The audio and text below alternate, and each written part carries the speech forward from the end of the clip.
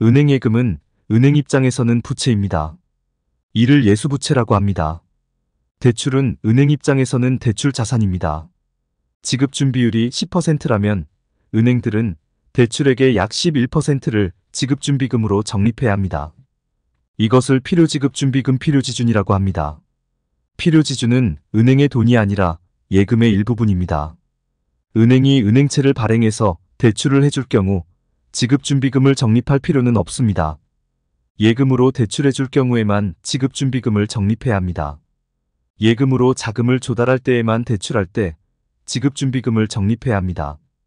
은행채는 만기가 있지만 예금은 수시로 돈이 빠져나갈 수 있기 때문입니다. 정기예금과 보통예금의 지급준비율은 다릅니다. 보통예금은 지급준비율이 7%, 정기예금은 2%입니다. 정기예금은 만기까지 대부분 보유하기 때문에 회사채를 발행한 것과 비슷하기 때문입니다. 은행들이 대출액의 11%만 지급준비금으로 적립을 한 상태에서 예금자들이 돈을 달라고 하면 은행들은 줄 돈이 없습니다. 뱅크런이 발생하면 은행들은 파산합니다. 그리고 대출해준 곳에서 갚지 않으면 은행들은 예금자에게 줄 돈이 없습니다. 그래서 은행들을 추가로 규제하기 시작합니다. BIS 비율입니다. 위험 가중자산 대비 8% 이상 자기 자본을 보유해야 한다는 것입니다. 지급준비금 이외에 은행은 추가로 대출해준 금액의 8% 이상 자산을 보유해야 합니다.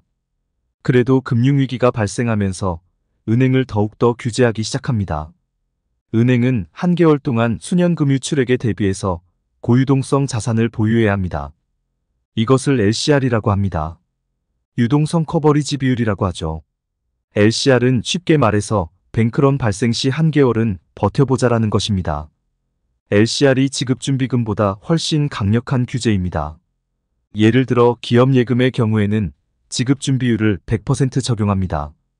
2023년 SVB 실리콘밸리은행가 파산한 이유가 기업예금 때문이었습니다. SVB는 소규모 은행으로 LCR 규제를 받지 않았습니다. 기업예금이 일시에 빠져나가면서 유동성 위기가 발생합니다. LCR에서는 기업예금으로는 대출을 해줄 수 없습니다. 대출해준 금액만큼 지급준비율을 적립해야 하기 때문입니다. LCR은 기본적으로 100% 이상이어야 합니다. 우리나라 은행들은 2019년까지 LCR이 기본적으로 100%가 넘었습니다. 110% 수준이었습니다. 2020년 3월 팬데믹으로 신용경색은 발생했고 은행으로부터 자금이 이탈되면서 LCR은 급격하게 낮아집니다. 이때 정부에서는 LCR을 85%로 한시적으로 인하해 주었습니다.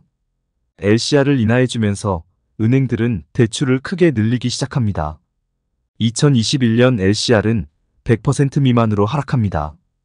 2022년 레고랜드발 금융위기가 발생하면서 은행으로부터 고유동성 자산은 빠져나갑니다. 이때 시중은행 LCR은 또다시 급락합니다. LCR이 급락하면 은행들은 은행채를 발행해야 합니다.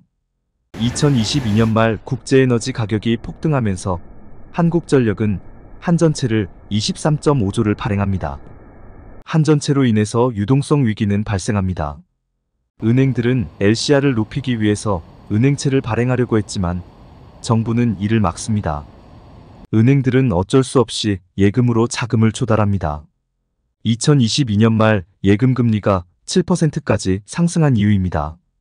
2022년 말은 금융위기가 발생한 것입니다.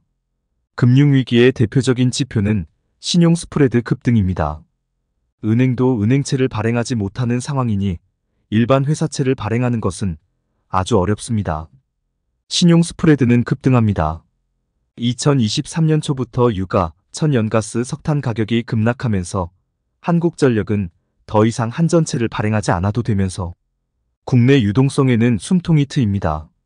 만약 2023년까지 국제에너지 가격이 고공행진을 했다면 국내 부동산 시장은 폭락을 했을 것입니다. 아직도 LCR은 100%를 적용하지 않고 있습니다. 97.5%입니다. 만약 LCR을 100%로 상향하면 은행들은 대출하는 것이 아니라 은행채를 발행해야 합니다. LCR을 100%로 상향 못하는 이유는 시중 유동성이 없기 때문입니다. 24년 1분기 가계 저축액은 77.6조입니다. 이 중에서 정부가 50.5조를 가지고 갔습니다. 이 와중에 은행채를 발행하면 시중금리는 급등하게 됩니다.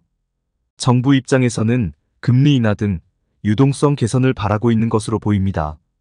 금리를 인하한다고 해도 은행들은 대출해줄 돈이 없습니다. 오히려 은행채를 발행해서 고유동성 자산을 쌓아야 합니다. 본원 통화는 대략적으로 270조입니다. 그런데 진짜 본원 통화는 400조 수준입니다. 한국은행이 시중 유동성을 관리하기 위해서 140조 정도를 흡수했습니다. 통화안정증권 RP 통화안정계좌로 흡수했죠. 통화안정증권 등은 본원 통화에서 제외되었습니다. 우리나라 부동산을 급등시킬 유동성은 풍부합니다. 다만 LCR 때문에 대출을 해주지 못하는 것입니다. 바젤 3로 인해서 은행들은 유동성 자산을 대량으로 가지고 있어야 합니다. 2022년 이후부터 LCR 때문에 은행들은 대출해줄 돈이 별로 없습니다. 은행들이 순이익 50조가 발생하면 이 돈으로 대출을 해주는 상황입니다. 은행들의 대출 여력이 떨어지면서 특례보금자리론, 신생아대출 등 정책자금으로 대출을 해주고 있습니다. MBS 발행은 시중 유동성을 감소시키기 때문에 최대한 청약저축으로 대출을 해주고 있습니다. 기금대출이 떨어지면서 대출도 중단하게 됩니다. 정부는 가계부채를 더 늘리고 싶어도 대출해줄 돈이 없습니다. 은행은 돈은 많지만 LCR 규제 때문에 오히려 은행채를 발행해야 하는 상황입니다. 2020년과 2021년 부동산이 급등한 것은 LCR이 115%에서 95%로 급락했기 때문입니다. 이때 은행들은 대출해줄 여력을 대부분 소진했습니다. 금리가 인하가 되면 부동산이 급등할 것이라고 생각하지만 실질은 아닙니다. 대출해줄 여력이 별로 없기 때문입니다. 정부가 부동산을 급등시키는 방법은 2020년처럼 LCR을 85%로 인하하는 것입니다. 그러면 은행들은 대출해줄 여력이 대폭 생기게 되고 주택담보대출을 늘리면서 부동산을 급등시킬 수 있습니다. 하지만 FSB 금융안정위원회에서 가만히 있지 않습니다. LCR 규제로 은행들은 파산할 가능성이 거의 없습니다. 현재가 우리나라 경제 규모에서 부동산 가격의 최대치라고 보시면 됩니다. 2021년 부동산 가격 하락은 LCR을 85%에서 100%로 올리는 과정에서 하락했다고도 볼 수 있습니다. 금리를 인하하면 전세 가격이 상승하면서 부동산은 상승 압력을 받을 것입니다. 전세자금 대출은 정책자금 대출이기 때문이죠. 하지만 은행은 대출해줄 여력이 별로 없기 때문에 2020년처럼 부동산이 상승할 수 없습니다. 특히 강남은 통정매매로 가격을 형성하고 있습니다. 우리나라 통화량에서 강남의 가격은 형성이 될 수 없습니다. 시그니엘처럼 특정 아파트 가격은 높을 수 있지만 강남 전체가 현재의 가격은 형성될 수 없습니다. 2022년처럼 유동성 위기가 발생하면 우리나라가 망하는 이유입니다. 북한과 전쟁을 하면 우리나라는 전쟁이 아니라 금융위기로 망하는 이유입니다.